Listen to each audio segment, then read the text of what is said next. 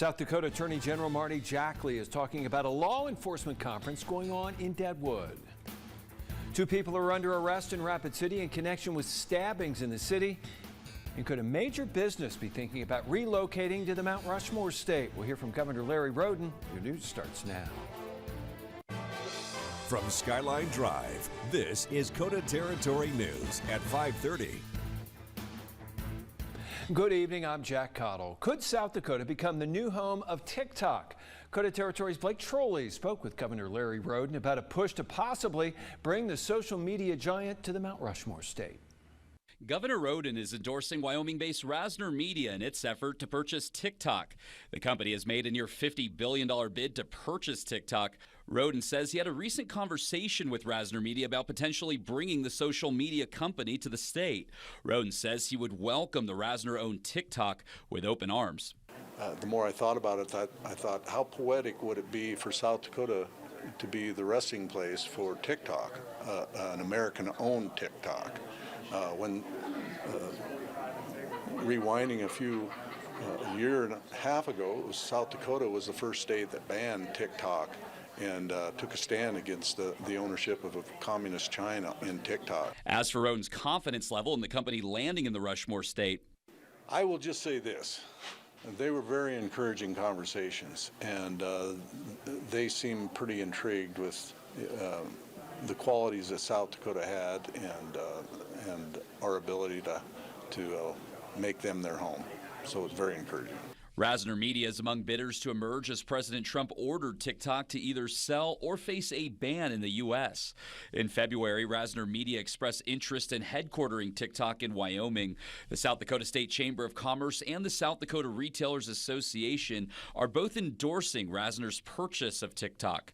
Blake Trolley, KOTA Territory News. Well, back-to-back warm days, but Chief Meteorologist David Stradling is tracking another round of wintry weather. That's kind of hard to picture after what we had out there today. Yeah, we were flirting with 80 today, Jack. We got up into the upper 70s. It was beautiful, sunny. However, those changes are abruptly going to be moving in tonight into tomorrow morning. So temperatures right now still holding on to 82 in Phillips, 70s for other parts of South Dakota on the plains, and then 60s from the hills towards southeast Montana and much of northeast Wyoming. Newcastle still at 70. Our Golden West weather camera at our Skyline Drive location is showing a few clouds that have been moving in throughout the afternoon. You'll notice on First Alert Doppler radar those clouds are filling in even more. Some showers have been developing near the Sheridan area, and we have 2 areas of moisture we're watching. The one down into Utah and Colorado, that'll mostly miss us to the south because the one to the north is going to be pushing in and keeping that moisture down into Colorado and Kansas, parts of Nebraska, maybe even in southeastern Wyoming. But this system is going to move in and bring some rain and snow showers to KOTA Territory. For tonight, we'll stay dry in Rapid City, 38 with clouds filling in, but tomorrow, rain and snow showers will be possible throughout the day with a high of only 42 degrees. We'll talk more to detail about impacts from this moisture coming up. Thank you, David. The man accused of killing a woman and carjacking a rideshare driver in May of 2024 appeared in court today. On May 12, 36-year-old Cole Younger allegedly killed 41-year-old Brandy Snowfly at the Roadway Inn and is accused of robbing a rideshare driver in Rapid City. Younger is charged with first-degree murder and first-degree robbery. He would go on to plead not guilty to both counts last June. Younger faces a mandatory life sentence if he's found guilty on the murder charge and 25 to 50 years if convicted on the robbery charge. His jury trial is set for September 15th through the 19th. A Rapid City man is arrested for attempted murder after a stabbing last night in the 700 block of 12th Street. 31-year-old Jacob Sharp is in the Pennington County Jail. Police say they were called for the report of a fight before 7 last night and say they learned a disturbance inside the residence turned into a fight that spilled into the street and ended up with a man being stabbed and taken to the hospital with serious non-life-threatening injuries. And police say 26-year-old Taylor Birdhorse was arrested for first-degree manslaughter in the death of her mother, 45-year-old Carrie St. John of Rapid City. Police say they were called to the hospital last Thursday for the report of a woman who had died at the hospital from the infection of a stab wound that reportedly happened in an apartment on April 7th. Police say after a search of that apartment, they found the weapon believed to have been used in the stabbing. The 2025 Police Chiefs and Sheriffs Conference kicked off yesterday in Deadwood for members of law enforcement from across the state to come together and share their experiences. Attorney General Marty Jackley has been in attendance at the three-day event and says it allows people there to discuss what works for their own agencies. He added, making sure men and women in law enforcement have the proper tools and safeguards as well as training is important for him as Attorney General. And this conference gives the different agencies a chance to connect so they're comfortable reaching out if necessary. The use of force and jails were among the topics discussed at this year's event, in addition to school shootings. There's several conversations about school shootings, and it happens every training. And the reason for that is we see it across the United States. We've been blessed here in South Dakota. I attribute that to the local law enforcement efforts. Our schools have school resource officers planted in the schools. You can't completely prevent everything, but we take a lot of preventative measures. Jackley added the local response will be the first response, which is why the specialized training is so important.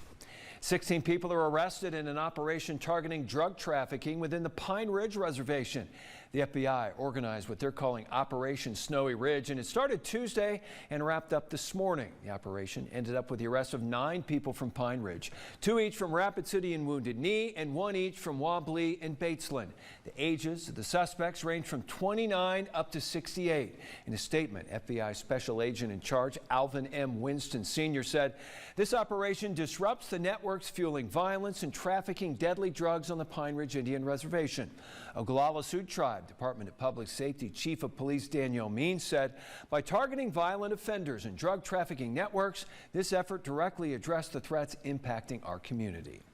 Well, April is Second Chance Month, and today a program made for incarcerated individuals looking for a second chance got a chance to show off what they're doing. Rebound, a program housed within Pennington County Human Services, held its meet and greet in the Human Services office on Kansas City Street this morning.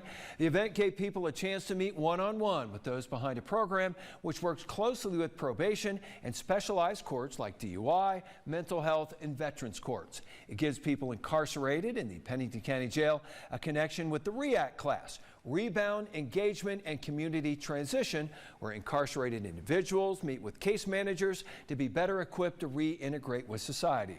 They're also meeting one-on-one with them for their individual needs and also using a one-on-one internet messaging system to follow up. As to the results, Pennington County Assistant Director of Human Services Alex Purcell says it's made quite a difference. There's nothing better than seeing somebody who went from being in a very difficult situation, I mean incarceration is very difficult, to seeing them back into the community, working, employed full-time, having their own place to live, reconnecting with family members, and just being a great member of our community as well. Amazon has been picking up the pace here in the Black Hills. Coming up after the break, we'll take you inside their new facility in Box Elder. You're watching KOTA Territory News at 5:30. South Dakota is home to 3 Amazon delivery stations, but only 1 is in West River. KOTA Territory's Hannah Hutter joins Senator John Thune for a tour of the Box Elder facility. If you're an Amazon customer and you've noticed you've been getting your packages quicker, it may be because of the new facility in Box Elder. Western South Dakota's first Amazon delivery station opened in Box Elder last October. It's the last stop for a package before it's dropped off at your door. The delivery station is providing our customers with a much better experience. We're able to get packages much more safely to our customers, as well as in a better quality in a shorter time frame. Packages arrive from the sort center and are unloaded at the dock before being scanned and having stickers placed to tell employees how they should be sorted in the pick and buffer line. From there, packages are stowed before being placed on a van ready for delivery. We are typically sending out around 60 delivery vans, similar to what you see behind me. And then we also have independent contractors, which we call Amazon Flex drivers. We're typically sending them out about 10 to 40 of those individual cars per day as well.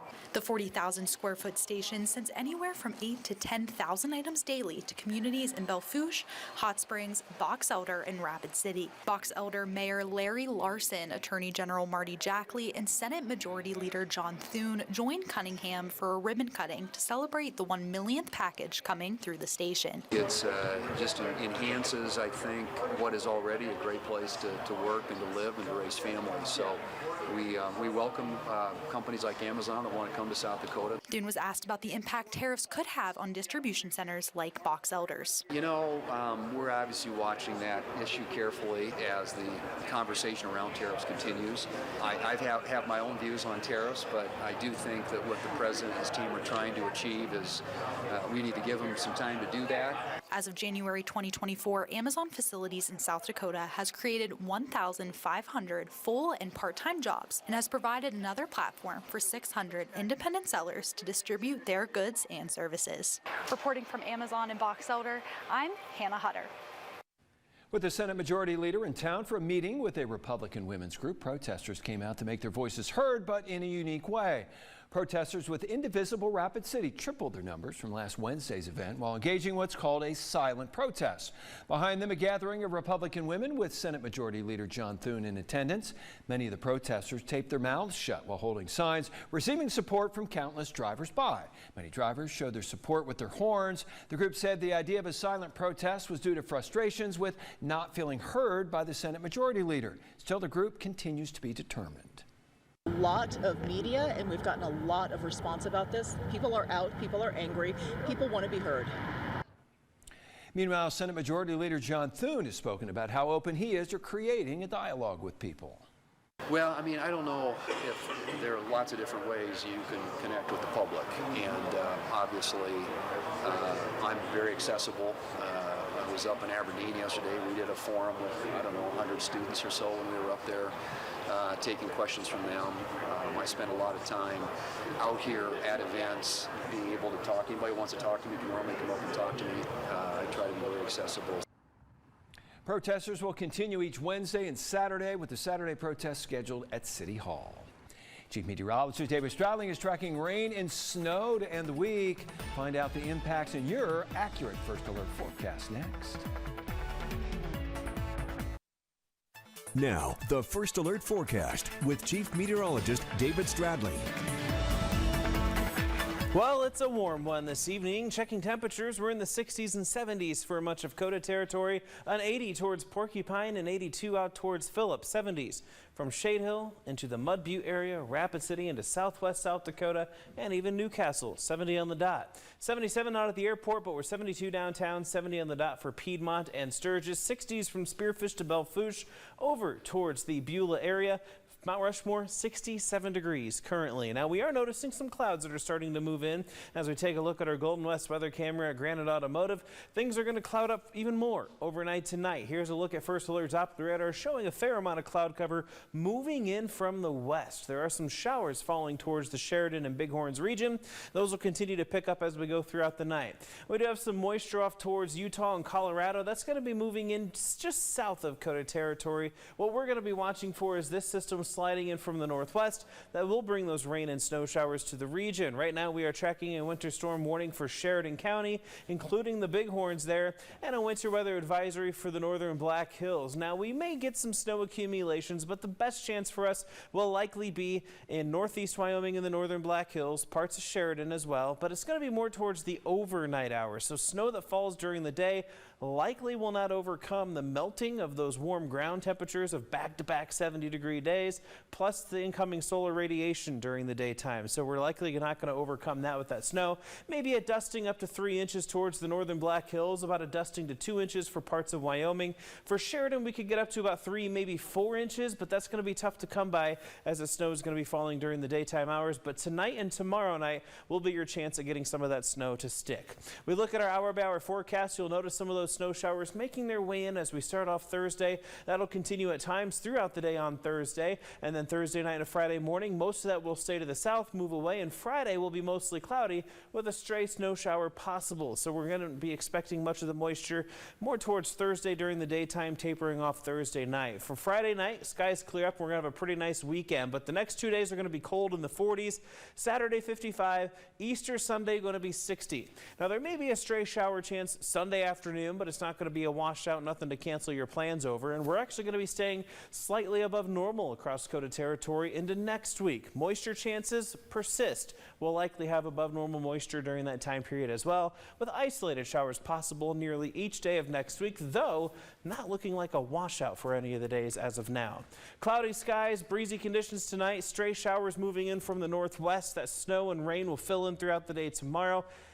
Daytime impacts, I'm not expecting really much, but during the evening and overnight hours, we could get some light accumulations. I expect that mainly on grassy and elevated surfaces.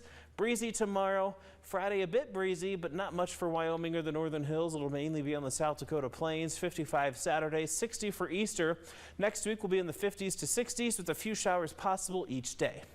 But today was great. We don't have to go back to where we were before. It really is. We're in the season of 5 or 6, maybe 10 false springs before we get another round of cooler air. So eventually it'll be consistent, but not yet. We'll be swimming soon. Yes. All right. Thank you, David. Coming up, high school track and field teams meet up in Belfouche for the Center of the Nation meet today. Plus, we hear from Rapid City's Kale Larson as he celebrates a national wrestling championship. Vic Quick joins us next with KOTA Sports.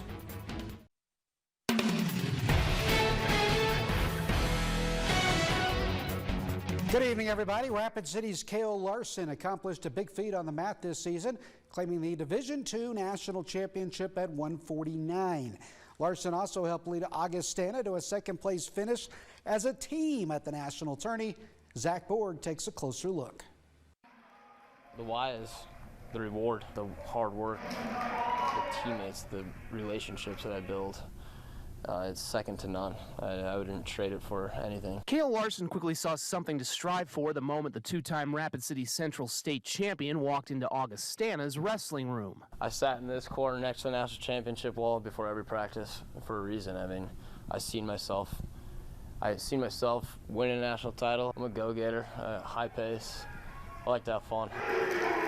Being on that stage, being in the moment, being under the lights is something that I enjoy. And his head coach, who's on that wall, knew Kale could join him. We've had, I think, 6 guys in national finals over the last 8 years or so and lost every one of them. There was a different look in him, you know, just a confidence level going into it. The greatest adversary Larson faced in his first couple of seasons would be his own body.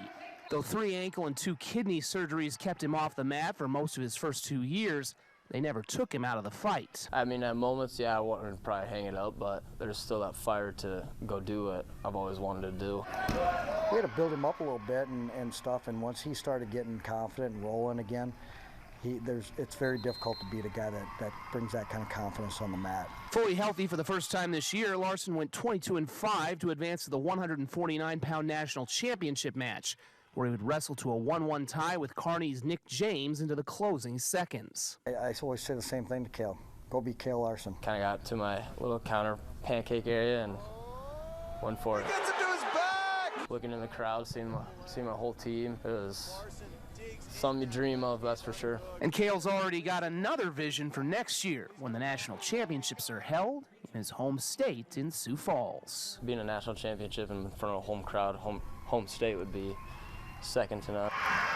Zach Borg, Dakota News Now Sports.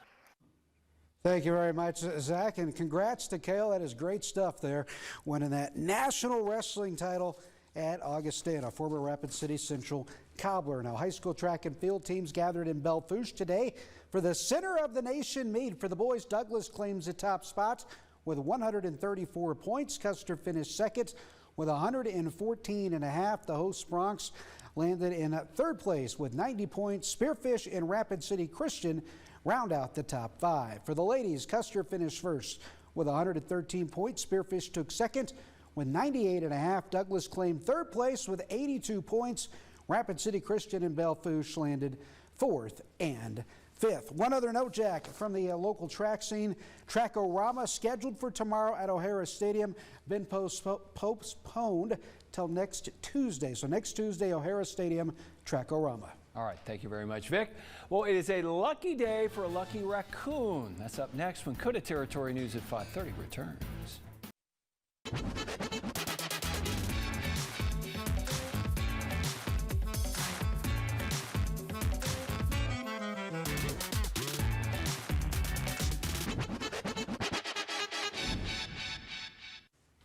A raccoon in Massachusetts is presumably back to scrounging around for scraps after being freed from a storm drain.